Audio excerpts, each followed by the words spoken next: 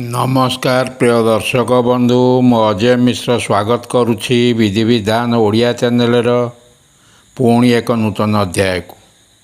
ଦର୍ଶକ ବନ୍ଧୁ, ବ୍ରାହ୍ମ ମୁହୂର୍ତ୍ତ ଏପରି ଏକ ସମୟ ଯେଉଁ ସମୟରେ ଜାଗ୍ରତ ରହି ନିଜର ଇଚ୍ଛାକୁ ମାତ୍ର 3 ଥର କହିଦିଅନ୍ତୁ, ଆପଣଙ୍କର ଇଚ୍ଛା ନିଶ୍ଚୟ ପୂରଣ ହୋଇଯିବ।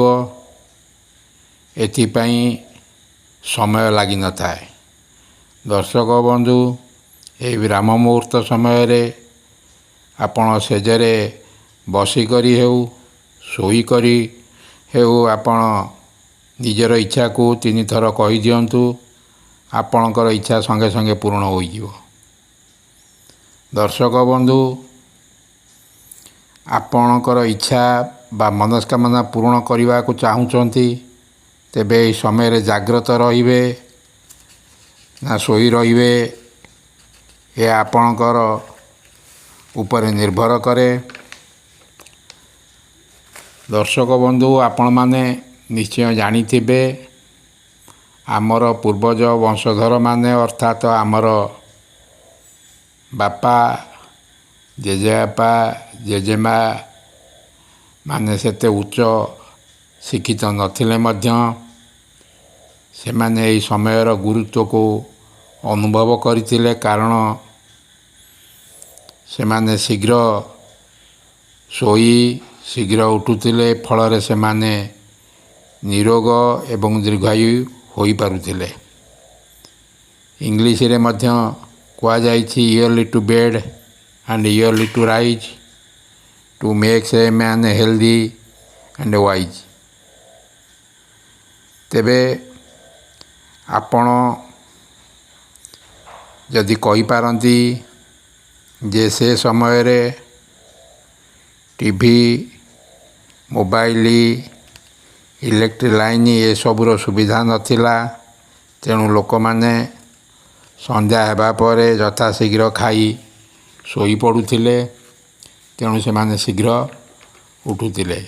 କିନ୍ତୁ ଏହା ସମ୍ପୂର୍ଣ୍ଣ ରୂପେ ଯୁକ୍ତିଯୁକ୍ତ ବା ଯଥାର୍ଥ ନୁହେଁ। ଭଗବାନ ତାଙ୍କ ସୃଷ୍ଟିରେ କିପରି ଭାବରେ ଏପରି ଭାବରେ ସଜାଇଛନ୍ତି, ଆପଣ ଦିନସାରା ଆପଣ ଯାହା କିଛି କରନ୍ତୁ, ଆପଣଙ୍କର ଯେଉଁ କାମ ଅଛି ଆପଣ କାମ କରନ୍ତୁ, ଖେଳନ୍ତୁ, ମୋବାଇଲ ଦେଖନ୍ତୁ, ଟିଭି ଦେଖନ୍ତୁ, ଯାହା କିଛି କରୁଛନ୍ତି, ରାତି 9ଟା ସୁଦ୍ଧା ସମସ୍ତ କାମ ସାରି ଶୋଇବାକୁ ଯାଆନ୍ତୁ। ରାତି 3ଟାରେ ଶଯ୍ୟା ତ୍ୟାଗ କରନ୍ତୁ। ଯାହା କରିବାର ଅଛି, ପାଠ ପଢ଼ିବାର ଅଛି, ସଙ୍ଗୀତ ସାଧନା କରିବାର ଅଛି, ଯୋଗ ଧ୍ୟାନ ଜପ ତପ ଯାହା କିଛି କରୁଛନ୍ତି, ଏହି ସମୟରୁ ଆରମ୍ଭ କରନ୍ତୁ। ଯେଉଁ ଛାତ୍ରଛାତ୍ରୀମାନେ ଆଜି ପାଠପଢ଼ାର ଶୀର୍ଷ ସ୍ଥାନରେ ପହଞ୍ଚିଛନ୍ତି, ପାଠପଢ଼ାର IAS OSର ଟପର ହୋଇପାରିଛନ୍ତି, ସେମାନେ ଏ ସମୟର ନିଶ୍ଚୟ ସଦୁପଯୋଗ କରିଛନ୍ତି। ଏହି ସମୟ ଏପରି ଏକ ସମୟ ଯେଉଁ ସମୟରେ ଦେବାଦେବୀମାନେ ବିଚରଣ କରିଥାନ୍ତି, ଏକ ଦିବ୍ୟ ମୁହୂର୍ତ୍ତ, ଏକ ଅମୃତ ସମୟ। ଜୀବନରେ ଆଗକୁ ବଢ଼ିବାର ଅଛି, ସଫଳତାର ଶୀର୍ଷରେ ପହଞ୍ଚିବାକୁ ଲକ୍ଷ୍ୟ ରଖିଛନ୍ତି, ଆପଣ ନିଶ୍ଚୟ କାଲିଠାରୁ ଅଭ୍ୟାସ କରିନିଅନ୍ତୁ। କିଛି କରନ୍ତୁ ବା ନ କରନ୍ତୁ, ଏହି ସମୟରେ କେବଳ ଜାଗ୍ରତ ରହିଲେ ମଧ୍ୟ ଆପଣଙ୍କର ପ୍ରଗତି ପଥରେ ବିଶ୍ୱ ବ୍ରହ୍ମାଣ୍ଡର ଏଭଳି କୌଣସି ଶକ୍ତି ନାହିଁ ଯିଏକି ବାଧକ ବା ପ୍ରତିବନ୍ଧକ ସାଜିବ। ଏବେ ଆସନ୍ତୁ ଏହି ଦିବ୍ୟ ମୁହୂର୍ତ୍ତ ବା ଅମୃତ ବେଳାର ଗୁପ୍ତ ରହସ୍ୟ ସମ୍ବନ୍ଧରେ ଉନ୍ମୋଚନ କରିବା। ତା ପୂର୍ବରୁ କହି ରଖିବେ କି ଦର୍ଶକ ବନ୍ଧୁ, ଯଦି ଆପଣ ଏପର୍ଯ୍ୟନ୍ତ ବି ଚ୍ୟାନେଲଟିକୁ ମୋର ସବସ୍କ୍ରାଇବ୍ କରିନାହାନ୍ତି, ଦୟାକରି ଚ୍ୟାନେଲଟିକୁ ସବସ୍କ୍ରାଇବ୍ କରିଦିଅନ୍ତୁ। ପାଖରେ ଥିବା ବେଲ୍ ଆଇକନ୍କୁ କ୍ଲିକ୍ କରିଦିଅନ୍ତୁ, ଫଳରେ ମୁଁ ଅପଲୋଡ଼ କରୁଥିବା ସମସ୍ତ ଶିକ୍ଷଣୀୟ ଭିଡ଼ିଓର ନୋଟିଫିକେସନ୍ ଆପଣ ସର୍ବପ୍ରଥମେ ପାଇପାରିବେ। ଏବଂ ଭିଡ଼ିଓଟି ଭଲ ଲାଗିଲେ ଲାଇକ୍, ସେୟାର, କମେଣ୍ଟ ନିଶ୍ଚୟ କରିବେ। ଦର୍ଶକ ବନ୍ଧୁ, ଆପଣଙ୍କର ଯେକୌଣସି ଇଚ୍ଛା ହେଉ, ଆପଣ କୌଣସି ପରୀକ୍ଷାରେ ଟପର ହେବାକୁ ଚାହୁଁଛନ୍ତି, ଆପଣ ସରକାରୀ ଚାକିରି କରିବା ପାଇଁ ଚାହୁଁଛନ୍ତି ବା କୌଣସି କମ୍ପାନୀରେ ବଡ଼ କମ୍ପାନୀରେ ଜବ୍ କରିବା ପାଇଁ ଚାହୁଁଛନ୍ତି, ଆପଣଙ୍କର ବ୍ୟବସାୟରେ ସଫଳତା ପାଇବା ପାଇଁ ଚାହୁଁଛନ୍ତି, ମାଲି ମକଦ୍ଦମା ହେଉ, ଜମିବାଡ଼ି ସମ୍ବନ୍ଧୀୟ କାମ ହେଉ, ଯେକୌଣସି କାମ ବା ପ୍ରେମ ବିବାହ ହେଉ, ଯେକୌଣସି ଆପଣଙ୍କର ଇଚ୍ଛା, ଆପଣଙ୍କର ସେଇ ଇଚ୍ଛାକୁ 3 ଥର କହିଦିଅନ୍ତୁ। ସାଧାରଣ ଭାବେ ରାତି 3ଟାରୁ 5ଟା ପର୍ଯ୍ୟନ୍ତ ଏହି ବ୍ରାହ୍ମ ମୁହୂର୍ତ୍ତର ସମୟ ରୂପେ ଧରାଯାଇଥାଏ, କିନ୍ତୁ ପ୍ରକୃତ ପକ୍ଷେ ଏହା ରାତି 3ଟା36ରୁ ଆରମ୍ଭ ହୋଇ 5ଟା30 ପର୍ଯ୍ୟନ୍ତ ବଳବତ୍ତର ରହିଥାଏ। ଆପଣ ଯଦି ବିଦେଶରେ ରହୁଛନ୍ତି ତେବେ ଦେଖିବେ ସେଠାରେ ସୂର୍ଯ୍ୟୋଦୟ ହେବାର ଠିକ୍ 1.5 ଘଣ୍ଟା ପୂର୍ବରୁ ବ୍ରାହ୍ମ ମୁହୂର୍ତ୍ତର ସମୟ। ଦର୍ଶକ ବନ୍ଧୁ, ଏପରି କୌଣସି ବ୍ୟକ୍ତି ନାହାନ୍ତି ଯେ କହିପାରିବେ ଯେ ତାଙ୍କର କୌଣସି ଇଚ୍ଛା ବା ମନସ୍କାମନା ନାହିଁ, ତାଙ୍କର ସମସ୍ତ ଇଚ୍ଛା ପୂରଣ ହୋଇସାରିଛି। ଏହା ସେ ଭାରତର ଯେତେ ବଡ଼ ପଦପଦବୀରେ ଥାଆନ୍ତୁ ନା କାହିଁକି, ସେ ରାଷ୍ଟ୍ରପତି ହୁଅନ୍ତୁ, ପ୍ରଧାନମନ୍ତ୍ରୀ ହୁଅନ୍ତୁ, ସେ କୋଟିପତି ହୁଅନ୍ତୁ, ଯିଏ ହୁଅନ୍ତୁ ନା କାହିଁକି, କୌଣସି ନା କୌଣସିଥିରେ ନିଶ୍ଚୟ କମ୍ ରହିଯାଇଥାଏ, ଯାହା ପ୍ରକୃତିର ନିୟମ। କିନ୍ତୁ ଆଜି ଆମେ ସେଇ ପ୍ରକୃତିଠାରୁ ଆମର ସାଧନା ବଳରେ ଆମର ଏସବୁକୁ ହାସଲ କରିପାରିବା। ଏଥିପାଇଁ ଆମର ଦୃଢ଼ ମନୋବଳର ଆବଶ୍ୟକ, କିନ୍ତୁ କୌଣସି ଶାରୀରିକ ପରିଶ୍ରମ ବଳରେ ନୁହେଁ। ଦର୍ଶକ ବନ୍ଧୁ,